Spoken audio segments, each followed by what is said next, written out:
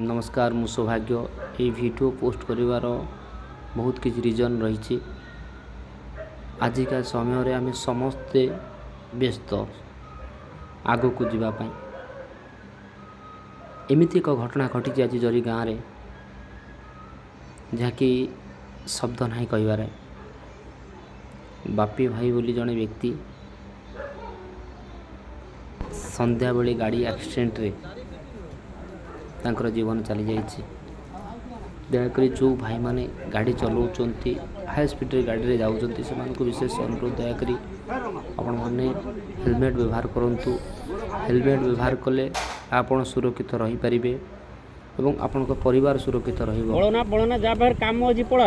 आज वीडियो माध्यम रे मु गोटे कथा आपण मान को कहूची आपण को जीवन केते मूल्यवान। आपण को परिवार को थरे पचारिबे, आपण को मां को पचारिबे, आपण को बाबा को पचारिबे, आपण को स्त्री को पचारिबे, आपण को भौणी के पचारिबे।